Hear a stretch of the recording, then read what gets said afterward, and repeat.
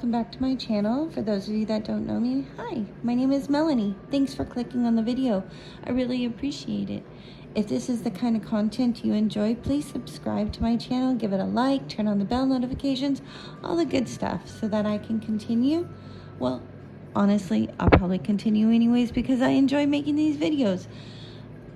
So I pretty much do everything budget, and on Tuesdays, I try to come on here to give a little life lesson, life hack based on my mistakes. I am not a budgeting expert. I'm a teacher in San Antonio, Texas, and I was a single mom for about 13 years. And so I learned the real hard knocks of life, being a teacher, being a single mom with a little boy. And I just want to come on here and help anybody that needs a little bit of help. So let's get started on today's video because I want to talk about car leases. Now this story starts, let me set up the setting. It's 2012 and I was in a very bad place financially. I have a pretty good life, but financially it was a nightmare. And I just had my car repossessed. Not many people will share that. It doesn't say anything about my character. I was struggling financially and I had my car repossessed. It's not an easy thing to say, but there it is. So my parents, and I love them dearly, they said they would help me out. So they were like, Melanie, we're going to help you out, get you on your feet. You still have to make the payments, but we'll get you a car. So my parents begged me not to do a car lease, but I thought I knew best because the payments seemed cheaper, right? They always seem cheaper. So they bought for me, but I paid for it, a 2013 Volvo. It was brand new, the base model, and it was a lease.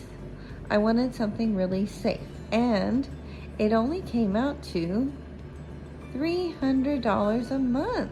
And I was like, I can do that. That's $300 a month. I didn't think about insurance or how expensive the oil changes. No, all I was looking at was this. It's like, I can do $300 a month. I'm making good money. Even though I got my car repossessed, I'm starting to get a little bit on track, so I can do this. Well, this spiraled into a horrible money pit. So let me explain why. So for 2 years, because the lease was for 2 years, I paid $300 a month. What I did not know, but I know now, is when you buy any kind of import, your car insurance demands, because the bank who loans you the money demands certain criterion for the insurance, and they are sticklers for it. They do follow up because so I'm getting ahead of myself before I even continue. Okay, so when I called to get the insurance for this Volvo, they were like, that's a high level, whatever you want to call it. So we called around to like 5 different insurance companies, and they all gave me the same criterion. We had to have up to $50,000 in liability. We had to have like over 100.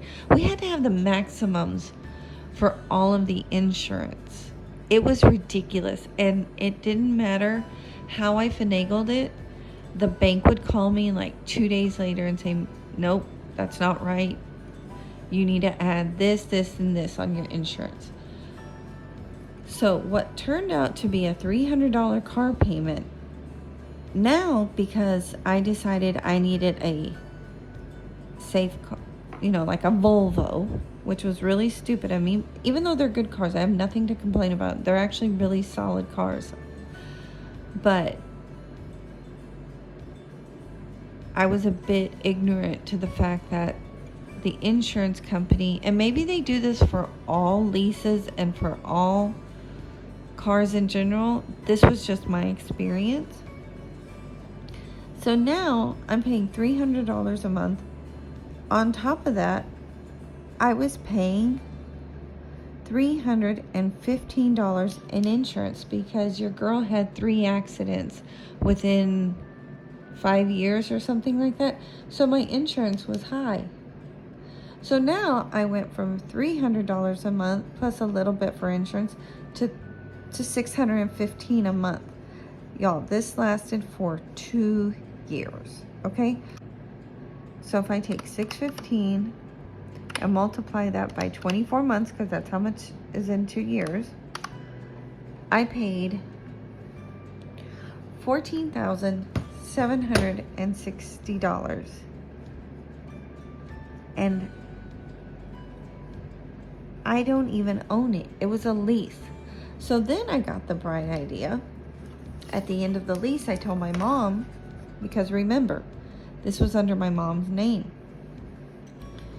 And I'm very grateful that she helped me out. And she was like, what do you want to do, Melanie? The car lease is up. Do you want to turn it in? Her recommendation to me was, turn it in. This is a money pit. Oh, no, not Melanie. I was like, let's just get a loan and pay it off. It'll be simple. She was like, Melanie, that's a bad idea. And your girl is very stubborn, extremely stubborn.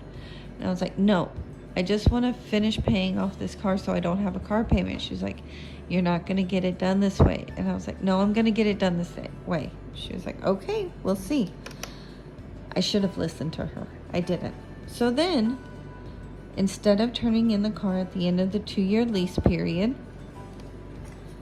I should tell you before I get any further, this car was $37,060. I actually went and looked it up. I still had the sticker in my glove box. $37,060. Okay, I've already paid $14,760. So let's move forward. We're in 2014 now, because even though it was a 2013, I bought it in 12. So now we're in 2014. My mom gets a loan for 6 years. You know what? I'm sorry. I have these dates wrong. It was 2015. Is anybody else bad with dates? I'm really bad. Okay, so it was 2013, and I bought a 2014. I want to get this right. It was a 2014 Volvo. Okay, back to the story. My mom gets a loan for 6 years, and the payment is $305. And I have managed, because now I hadn't had any accidents, nothing like that. So now my insurance is $125, because they still require all the maximums on it, which is crazy, right? But they do. So now I have a payment every month of $430, right? For 6 years. 6 years. So how many months are in 6 years? 72, right? So I'm going to take this. Actually, I'm just going to take this number and multiply it by 72. So we have, actually I should just do the whole amount, because why not? So $430, $430 times 72 months equals $30,960. Now I'm including insurance in there, okay? But I still consider it part of the payment, because if the car had just belonged to me, I would have done the minimums on the insurance, and I would have saved probably half of that, because my insurance right now is $78 a month, and I have good insurance. Okay, so now let's look. So during the lease, I paid $14,760, right? Then after the lease, I paid $30,960. So now I have paid $45,120 in total, car and insurance, for 8 years, y'all. 8 years. Okay? Now, my mom has really good credit, and I do too now because of everything I've done. A lot of time has passed, but look at that amount of money I paid. And we had, I think we had a 3% interest on our loan. So I paid it off this year. And I can't tell you how much of a stress is gone because I have paid it off and I have sold the car. So my advice to anybody who is considering a lease, I know, like, at that moment it sounds like a good idea.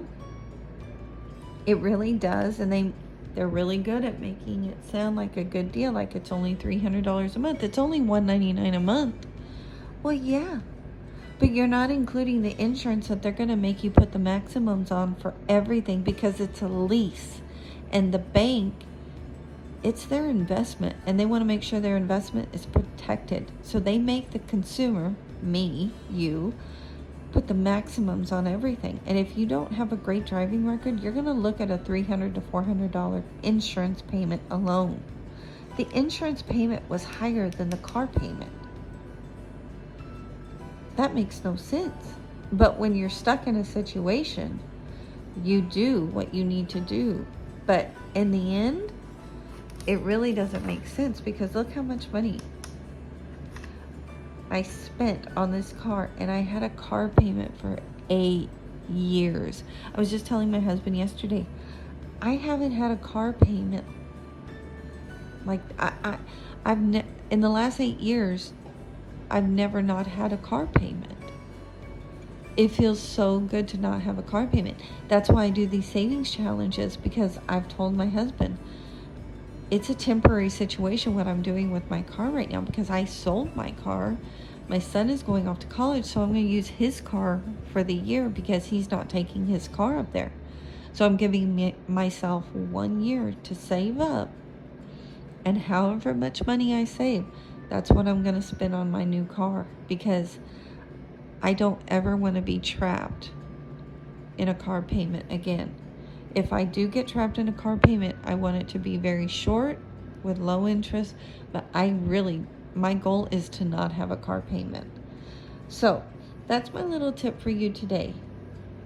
Avoid the car lease trap, because what they're not telling you is that the bank will require you to put the maximums on your insurance.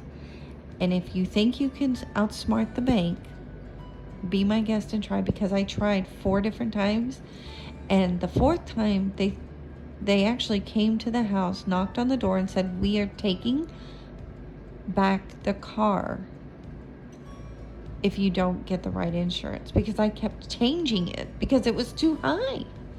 And they actually came to the door, and the guy was nice enough to say, I'm going to give you 48 hours to get this fixed, to send the paperwork back to the bank. I think it's called an insurance writer or something like that. I had to prove that I put everything back on the insurance. But those are the things you do when you're strapped for cash. So my tip for you today is, even if it seems impossible and you really want to get a new car, even if it's a little higher interest rate, I can't suggest to you enough to avoid the car lease. So that's my tip from my mistakes. I hope it helps.